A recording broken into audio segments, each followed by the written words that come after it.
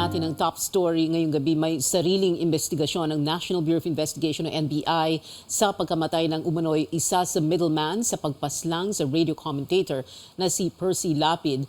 Ang ahensya ang naatasan ding magsiyasat sa pagpatay kay Lapid. Kausapin natin ngayon si NBI spokesperson Attorney Gisele Dumlao. Good evening sa inyo, Attorney Dumlao.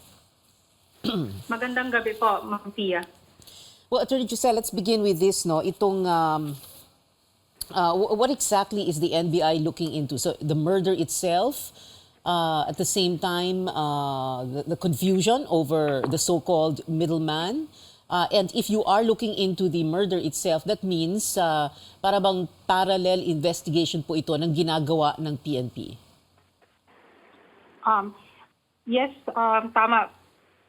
The NBI is still conducting parallel investigation regarding dito sa pagkamatay ni Percy Lapid. In fact, the NBI sent a forensic team yesterday to conduct autopsy on the remains of the alleged middleman, June Villamor, and our forensic team were able to collect tissue samples, and we are still waiting for the general toxicology report and the pathology report. Okay, when you say general toxicology and pathology report, what exactly are you looking for? As of now, we cannot give details as to this information, but we will give information as soon as the report on the toxicology and the pathology comes in. Yeah, Attorney Gisele, I'm not referring to the findings of this autopsy report. What I meant was, kapag toxicology and pathology report, ano po ang hinahanap ng isang ng forensic team? Actually, it is part of the routine check na ginawa ng ating forensic team because a fingerprint collection was also done, paraffin test was also done, and routine naman ito na ginagawa. So as of now, we're itong toxicology report at ang pathology report was also part of that test na ginawa ng ating forensic team. Yes, well, fingerprints and a drug test, I'm sorry, sabi niyo, kunyari, no, fingerprints, paraffin test, that would be for someone who was involved in a shootout, for example. Yes, but this yes. is a middleman who was in jail at the time.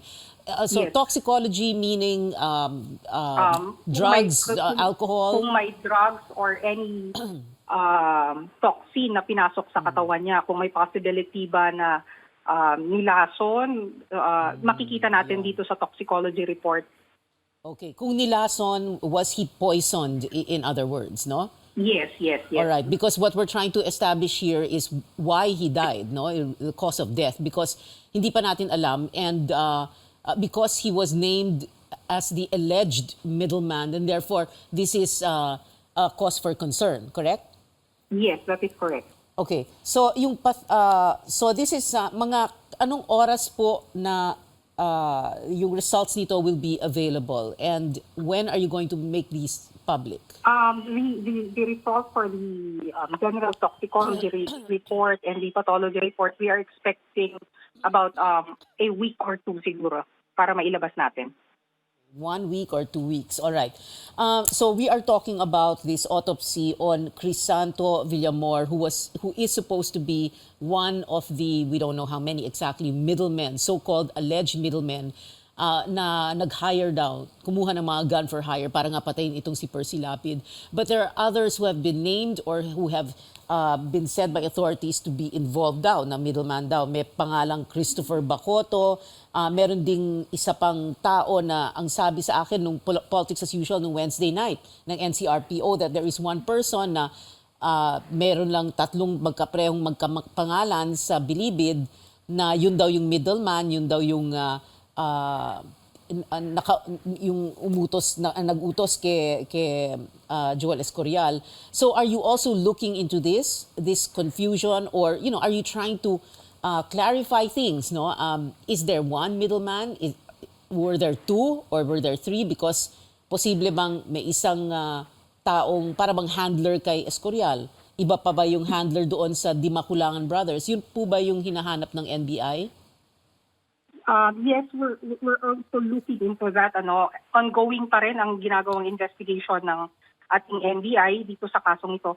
But as of this now, kasi we would not want to preempt the result of the investigation. So we cannot, I cannot at this moment at liberty give a particular information regarding dito sa case. But rest assured that we are on top of this. Yes, ma'am, I understand. I'm not asking you for the results of the investigation. I'm just saying that what you're trying to do is to establish clarity as to how many middlemen were there, how many handlers were there of the guns for hire. Yes, But, we're looking to it.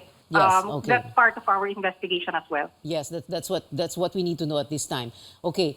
Now the other is that sabi nyo parallel investigation. Pero nasampan na ng kaso dadaan ng preliminary PI ata sina Escorial, no? What happens if there is a if your investigation of the murder itself shows that there are na magkaiba ng konti, no? Pero may kaso na doon kina Escorial and the Dimaculangan brothers and the Elias Orly. Well, at this point kasi I cannot speculate. Depende kasi kung ano yung magiging resulta ng investigation namin. So I would not want to preempt kung ano yung mga future na mga steps na gagawin ng NBI. Yes, ma'am. What my question is more like if, for example, merong iba pang suspect na lilitaw ang pangalan or merong idadrop sa list ng mga suspect. So anong pong mangyayari doon sa kasong sinampahan sa kanila? In other words, pwede bang magdagdag or you will file a separate case? What is the process that will be followed here? If may mga idadagdag na mga possible perpetrators, then we can recommend the filing of the case to the prosecutor's office for additional na mga perpetrators. All right. Sige. Attorney Gisele Dumlao, spokesperson ng National Bureau of Investigation. Maraming salamat sa inyo.